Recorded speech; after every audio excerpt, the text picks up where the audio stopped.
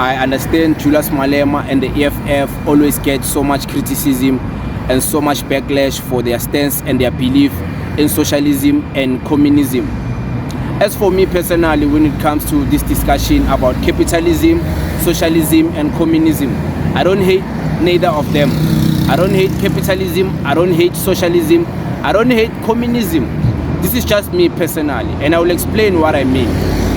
And I will explain in two types of context: the governmental type of context and also the personal, individual type of context. Individually, personally, I believe every human being, everyone is born a capitalist and a communist. You are born a capitalist because you want to go out there, you want to go get your own money, you want to be a go-getter, you want to have nice things for yourself, you want to own your own businesses, your own cars, your own houses, you want to be in ownership of something, whether property, or you want to have your own money, you want to go and work for yourself to have nice things. And we are also born communist because we also, as human beings, want to share our wealth. We want to share our wealth.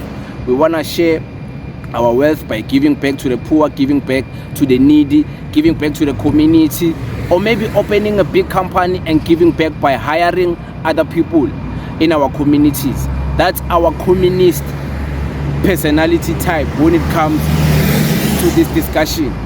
So we are born capitalist, we are born communist. We want things for ourselves and we also want to share things with other people.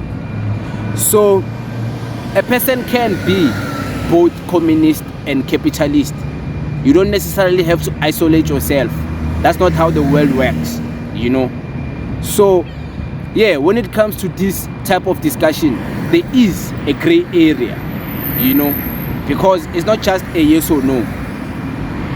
It's a lifestyle type of thing. So you can be both these things. And governmentally, I believe the state of government can allow independent entrepreneurs to flourish as private companies, can allow capitalism to happen in a country, can allow people to open their own businesses and have wealth for themselves, of course, by also following the rules of the country, the rules of business, depending on that state.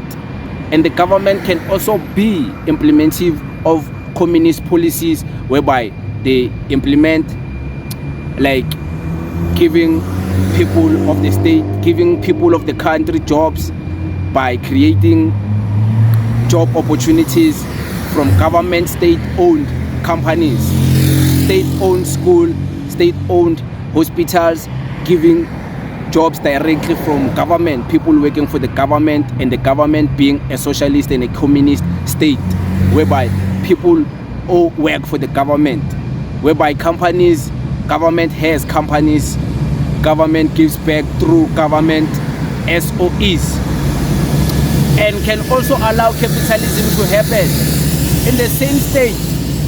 These two can coexist, and I think in most countries it's already like that. In South Africa, I believe it's a communist and a capitalist society because the government is already giving back to people by giving them free education, free hospitality, free healthcare, free almost everything, free money, free food, and free shelter sometimes, you know, free water, free electricity.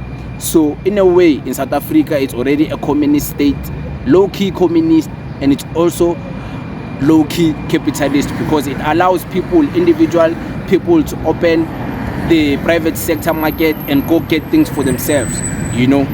So for these two to coexist, it allows competition and it allows the government to be challenged by the private sectors to stay on game, to stay afloat, because you wouldn't want private companies, private hospitals, private schools to flourish and outshine you as the government. You would want to be competitive to the point whereby you are competing with private schools, you are competing with private healthcare in the country, you are competing with private companies as state-owned businesses. So in South Africa, I believe we are living in a communist, socialist and capitalist society.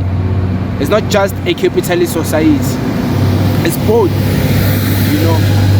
So yeah, both can coexist, and individually everyone is born a capitalist and a communist. You can't run away from that, and you can't isolate either one without you can't isolate one and not isolate the other one. Otherwise you'll just be a selfish person. If you want to be 100% communist, you'll be selfish to yourself. You won't care about yourself. If you want to be 100% capitalist, you won't care about other people. You'll only care about yourself. So you need both of these systems to function in life. So you can feed yourself, so you can put yourself first, and so you can also give back to other people who are in needy.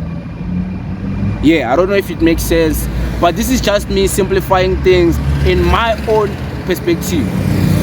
You know, so I believe Julius Malema's communist and socialist state will work only if they allow private enterprises and private businesses to function in that socialist or communist state. Thank you very much.